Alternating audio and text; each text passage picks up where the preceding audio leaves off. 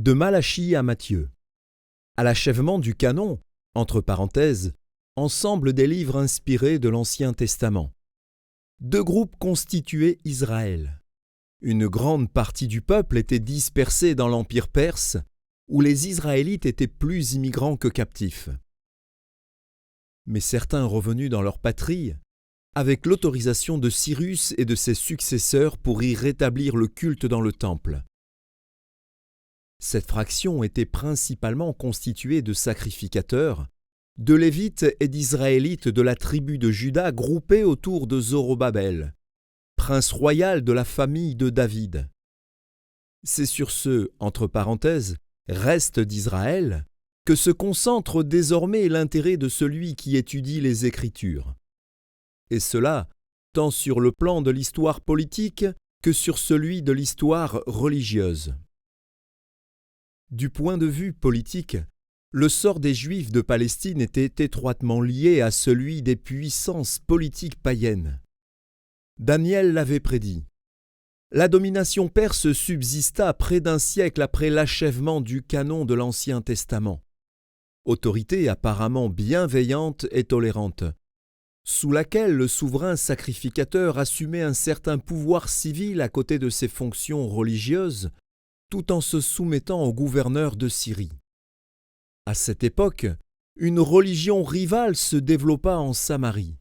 Établie dès le temps de la monarchie israélite, elle s'exerça alors dans son propre temple sur le mont Garizim. En 334 avant Jésus-Christ, la Syrie fut annexée au Troisième Empire universel, l'empire gréco-macédonien d'Alexandre. Ce grand conquérant fit bénéficier les Juifs d'un régime de faveur. Mais, lorsque son empire fut démembré, la Judée se trouva prise entre le marteau, entre parenthèses la Syrie, et l'enclume, entre parenthèses l'Égypte. D'abord soumise à la Syrie, elle fut assujettie à la dynastie des Ptolémées d'Égypte. Durant cette période-là, entre parenthèses, 323-198 avant Jésus-Christ, fermons la parenthèse, un grand nombre de Juifs s'établirent en Égypte. C'est alors, entre parenthèses, environ 252 avant Jésus-Christ, que fut entreprise la traduction en grec de l'Ancien Testament, la version des Septante. En 198 avant Jésus-Christ, Antiochus III, dit le Grand, conquit la Judée et l'annexa à la Syrie. Le pays fut alors divisé en 5 provinces, Galilée, Samarie, Judée, entre parenthèses, qui sont souvent désignées sous le nom collectif de Judée, Trachonique et Pérée. Certains de ces noms sont familiers aux lecteurs des évangiles. Au début, les Juifs furent autorisés à se gouverner selon leurs lois, sous l'égide du souverain sacrificateur assisté d'un conseil. Cependant, en 171 avant Jésus-Christ, à la suite d'intrusions dans le temple et d'ingérences répétées dans l'exercice du sacerdoce, Antiochus IV, dit Épiphane, entre parenthèses, la petite corne, pilla Jérusalem, profana le sanctuaire et massacra une grande partie de la population.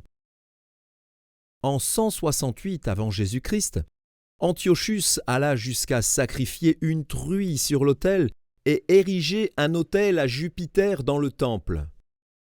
Daniel qualifia d'avance cet événement, entre parenthèses, d'abomination du dévastateur. Fermons la parenthèse. Ouvrons les guillemets. L'abomination de la désolation. Fermons les guillemets. L'adoration dans le temple fut dès lors interdite, et le peuple fut astreint à manger de la viande de porc. Les excès d'Antiochus provoquèrent la révolte des Maccabées, une des plus héroïques de l'histoire. Mattathias fut le premier des Maccabées, prêtre au caractère énergique, à la vie sainte. Il devint l'instigateur de la rébellion ayant rassemblé une poignée de Juifs pieux et déterminés à libérer leur nation et rétablir son véritable culte. Son fils Judas lui succéda. on l'appela Judas Maccabée, d'un mot hébreu signifiant, entre parenthèses, marteau. Les 4 frères lui prêtèrent main forte. Simon est le plus connu d'entre eux. En 165 avant Jésus-Christ, Judas reconquit Jérusalem, purifia et consacra à nouveau le temple. La fête juive de la dédicace commémora cet événement. Judas fut tué dans une bataille et son frère Jonathan lui succéda, cumulant l'autorité civile et l'autorité religieuse. Entre parenthèses, 143 avant Jésus-Christ. La lignée des prêtres régents hasmonéens fut établie puis confirmée par des traités politiques, sous Jonathan d'abord, puis sous son frère Simon et son neveu Jean Hircan. Le premier livre apocryphe des Maccabées raconte une partie de l'histoire d'Antiochus Épiphane et du mouvement des Maccabées. Plus tard, une guerre civile éclata en Judée. La conquête romaine y mit fin en 63 avant Jésus-Christ. Le vainqueur, Pompée, laissa à Hircan II, le dernier des Hasmonéens, une souveraineté nominale, tandis qu'Antipater, un Iduméen, détenait pratiquement le pouvoir. En 47 avant Jésus-Christ, Jules César nomma Antipater procurateur de Judée. Ce dernier désigna son fils Hérode comme gouverneur de la Galilée. À la suite de l'assassinat de César, le désordre éclata en Judée et Hérode s'enfuit à Rome. Là, en 40 avant Jésus-Christ, il fut nommé roi des Juifs. À son retour, il se concilia la faveur du peuple par son mariage avec Marianne. Entre parenthèses, 38 avant Jésus-Christ. Fermons la parenthèse, petite fille d'Hyrcan Ier. Il établit comme souverain sacrificateur son beau-frère, Aristobule III, un des Maccabées. Hérode régnait donc sur la Judée au moment de la naissance de Jésus-Christ. Du point de vue religieux, l'histoire des Juifs, durant la longue période s'étendant de Malachie, entre parenthèses environ 400 avant Jésus-Christ, fermons la parenthèse, à Christ, suit le cours troublé des événements politiques, du moins en ce qui concerne le cérémonial extérieur, l'office du souverain sacrificateur et la célébration du culte dans le temple. Mais, facteur plus important, la foi des Israélites fut nourrie par certains moyens et gardée vivante par des faits qu'il importe d'examiner. L'expérience de la captivité porta un coup décisif aux tendances idolâtres des Juifs. Lorsqu'ils furent privés du temple et du sacerdoce, leur problème le plus grave fut de maintenir le niveau élevé des idéaux spirituels et moraux transmis par les anciens prophètes. Cet objectif fut poursuivi dans l'intervalle entre les 2 testaments. En dépit de la reconstruction du temple et de la restauration du sacerdoce, l'effort porta sur la préservation de la foi des Juifs dans les prophéties, malgré les persécutions et de sordides divisions intérieures. La synagogue fut un moyen d'y parvenir. Elle ne provient pas des instructions bibliques pour la vie nationale. Comme entité distincte, elle se développa qu'après le temps de Malachie. Son origine est obscure, mais elle remonte à la période des captivités, lorsque les Juifs, privés du temple et de ses rites, se réunissaient le jour du sabbat pour prier. De telles rencontres ont pu leur fournir l'occasion de lire les Écritures. Elles demandaient aussi l'établissement de quelques règles et d'une certaine autorité pour parer au désordre.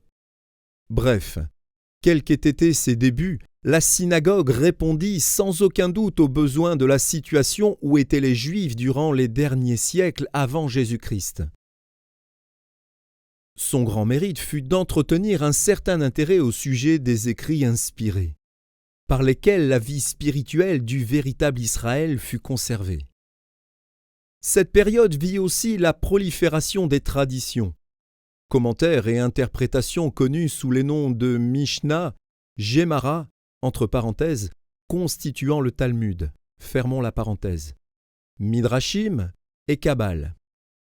Ces interprétations traditionnelles furent ajoutées à la loi et, à ce titre, bénéficièrent de l'obéissance jusqu'alors réservée aux Écritures.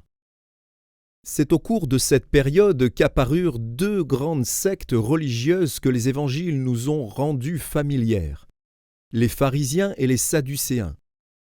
Quant aux hérodiens, ils constituaient davantage un parti politique qu'une secte religieuse.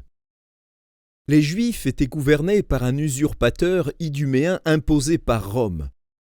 Ils s'entre-déchiraient par d'amères controverses religieuses, tout en maintenant un rituel compliqué. Or, c'est du sein de ce peuple que parut Jésus, le Fils de Dieu, le Christ, le Sauveur du monde.